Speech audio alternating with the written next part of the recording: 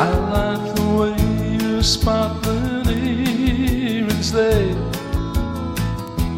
against your skin so brown. And I wanna sleep with the desert tonight, with a billion stars all around. I got a peaceful, easy feeling. I know I won't let you down, 'cause I'm already standing on the ground.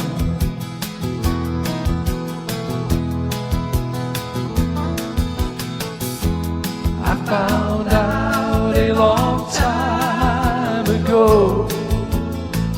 what a woman can do to your soul. But she can't take you anyway. You don't already know how to go. I got a peaceful, easy feeling. And I know I won't let you down, 'cause I'm already standing on the ground.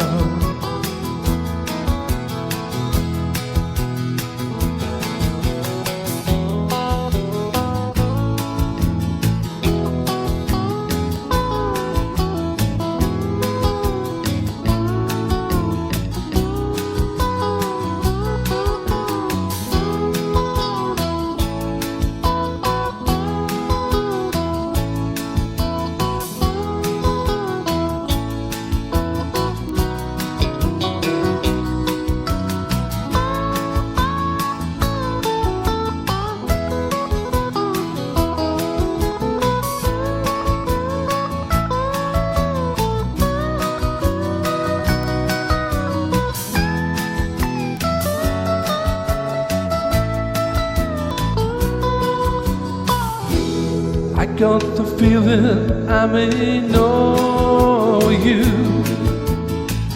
as a lover and as a friend. But this voice keeps on whispering in my ear, I may never see you again. I got a peaceful, easy feeling, and I know I won't let you down, 'cause I'm already standing. Yes, I'm already standing. Yes, I'm already standing on the ground.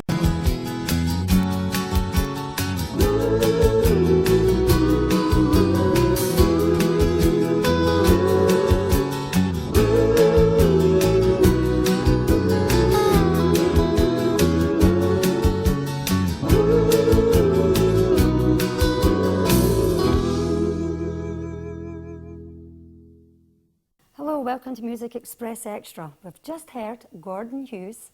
Here he is, all the way from Dunfermline in Scotland. Gordon, how are you doing? Very well, thanks. Delighted to be here. Great to have you here, so it is. That was a great version of the Eagles' Peaceful Easy Feeling. Thanks. It's one of those nice opening songs, isn't it? Yeah, it's kind of laid back, maybe slightly different to the way the Eagles did it, but it kind of just flows. However, unlike the rest of us, when you started to perform, you didn't sing, did you? You were a musician and you were taught to play the piano. Yeah, I actually started playing piano at 5, but was probably too young to do it. And I went back to it when I was 10 years old. Did it for a couple of years and was really more into pop music than classical music. So the teacher wasn't doing it. Kind of fell out with a music teacher because she didn't want to teach me anything that was currently in the pop music charts at that time that I wanted to learn. And so So you quickly found your guitar, didn't you? Yeah, I took up guitar.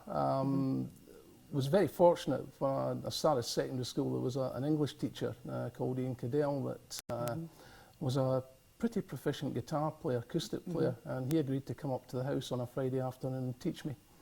So you quickly learned your skills. What age were you when you decided that you could, or you found that your voice? Were you always a singer? Well, I was singing anyway You from were? quite an early age. I always had a reasonable singing voice as a child. Well, you sing everything, don't you? Yeah. And your love for country music, has that always been installed in you, or is it something that you just... When I was at school, I used to run a folk club, and that was a Friday afternoon. You had sort of 50 or 60 young girls. At school? At school, Oh, right. so it was that great very, fun. And very lucky that kind of moved from being folk into country, into pop, and kind of diversified, and learned a lot doing that. By the time I started doing professional gigs, which was age 15, I'd probably done about hundreds of shows. The free ones that we do Yeah. to master our experiences and things. Now, you joined a band, but that was with your brother David, and he was the best keyboard player ever. I remember working with the band at that time. They were called Ritz. I remember, and every singer in Scotland, when we had to go out and work in the old days with backing bands, we all wanted it to be your band. They were so great, but that didn't last forever. You had to move on, the death of your brother, etc. A big blow to you, of course. It must have been horrendous, but you struggled on and you kept strong, and you've been singing continuously since then, right to this very day. Tell us about what's been happening in your past, or just recently. Yeah, when David passed away, I really took the decision it was impossible to actually reform a different version of that band, just due to his immense talent on keyboards. So I decided to go back out doing solo gigs, which I'd done from an early age anyway. I used to stand and sing in pubs with just a guitar, when I was quite young. So put my own backing tracks together, as opposed to buying the off-the-shelf karaoke stuff, because I have studio access as well. One of the things that David had going back was a studio in the house. So you make all your own tracks? Most of them, yeah. Right. Most of them. And do you or they're find... rejigged from sort of MIDI files that then rebuilt up and then made into audio and then polished off technically. So it keeps it different, and also means I can tailor whatever the track is to suit what I'm doing live. Absolutely, that's great. Listen, that is a skill in its own. I've no doubt you have a few singers coming up to you and say, could you make me this track, make me this one? You're bound to. That does happen, actually, yeah. Tend to try not to get too involved in that, because it's a time element to do it. You're working Friday, Saturday, and most Sundays. You're a very, very busy artist. You've just sung that great wee song up there. Everybody knows it. It's a fabulous little number. You're going to sing another one for us. What's this one called? This is a song written by a guy called Clint Black, who's probably lesser known in these shores, but very, very big in America. Brilliant guitar player as well. What's the song, Gordon? And it's called Nothing But the Taillights. I've never heard of Clint Black. I've never heard of Nothing But the Taillights, but I'll tell you what, it's great to hear new material. I can't wait for you to get up there and let us hear what it's all about. Ladies and gents, welcome back on the stage, Gordon Hughes.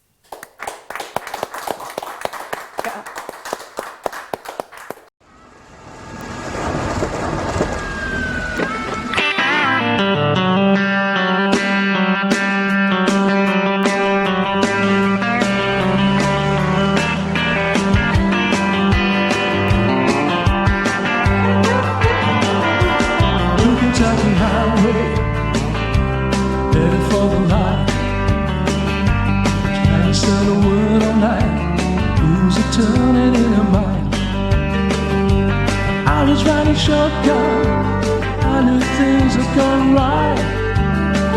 Just as soon as she dropped me off at the side of the road, and she let that pedal fly. Walking in the moonlight, seeing nothing but the tail lights. That's a pair of tail lights I may never see again. She hit me with the left and right, showed me nothing but the tail lights. That's about as lonely as a highway's ever been. Back here with my thumb out in the wind.